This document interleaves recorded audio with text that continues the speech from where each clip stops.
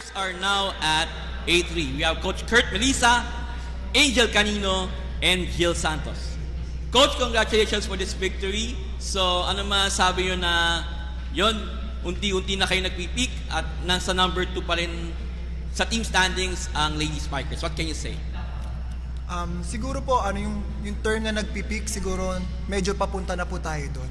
At paunti-unti inaaral pa rin namin at yung team, lalo na si Coach Ramil, kung ano pa yung pwede namin mailabas sa susunod na laro. Thank you to Angel. You had 16 points on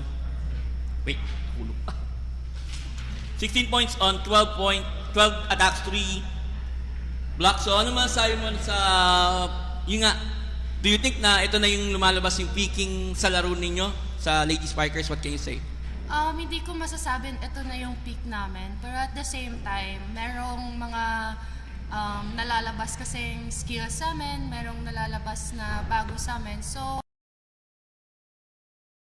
we're happy.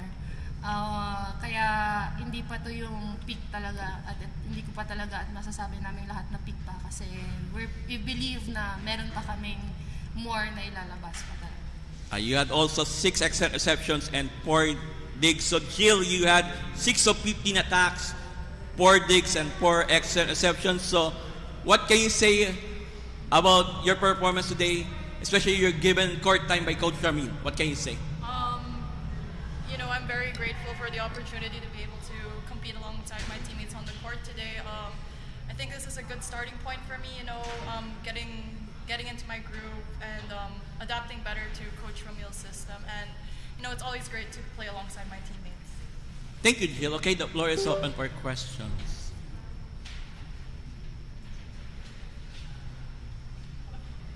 Coach and Angel, gaano ka-importante na nung tong win na to? With this win, medyo nag-zone in na kayo dun sa twice to beat bonus. So, kahit yun nga, UE na winless yung kalaban, pero gaano ka-importante na nung tong win na to para sa inyo? Sobrang importante po siya kasi ang pinaglalabanan po talaga ngayon is yung mag-number 2 at yung twice to beat advantage para makapunta dun sa Final Four na.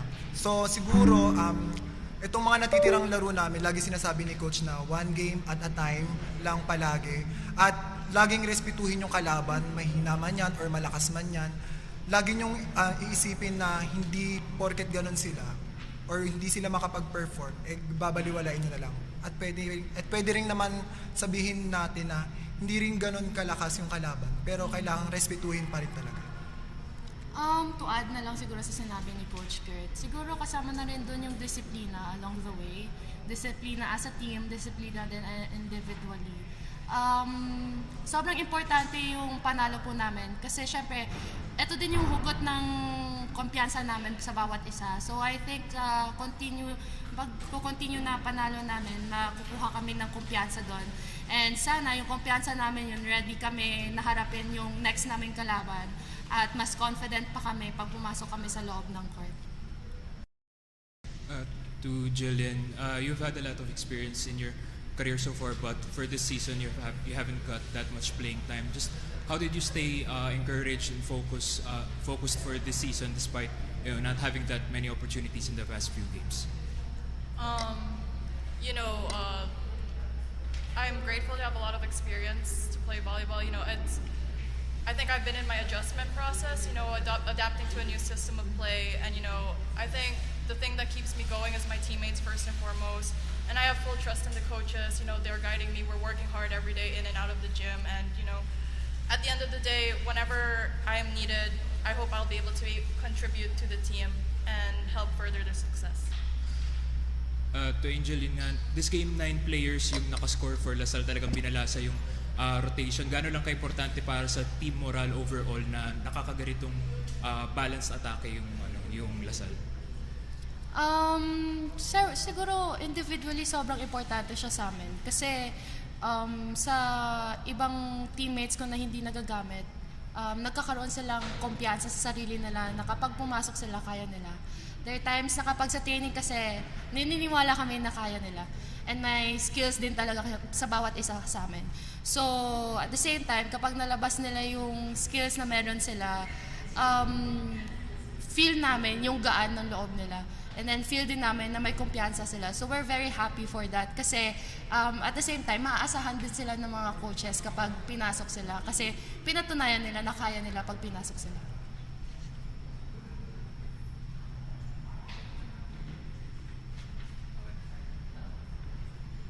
To the players, what can you say na right now at second place?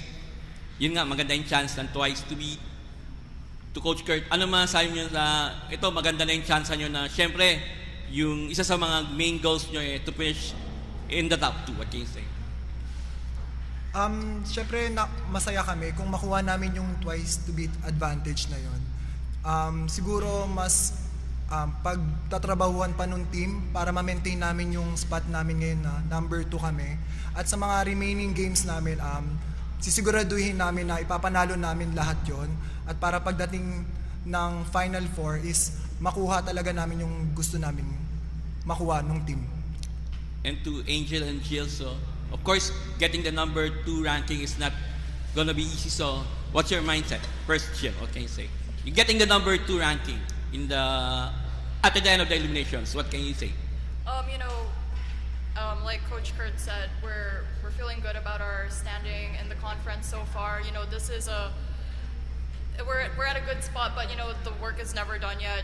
We still got a few more opponents to face, and we plan to keep on working hard, building on our standing by collecting more wins, and we do that together as a team. So while we're at second, we're not going to be complacent. We're going to continue working hard, even harder, actually. Angel, okay. Kahit naman siguro panalo kami, marami pa rin kaming kailangan i-improve sa sarili namin at improve as a team din talaga.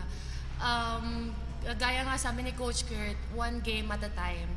So, kailangan lang namin mag-focus per game and mag-prepare ng todo-todo doon sa opponent namin para hindi lang kami mawala sa landas at the same time. Kasi yun din talaga yung goal namin na maabot doon sa number 2 na rank para makuha yung twice to beat advantage. Congratulations, Coach Kirk, Angel, and Jill. Thank you.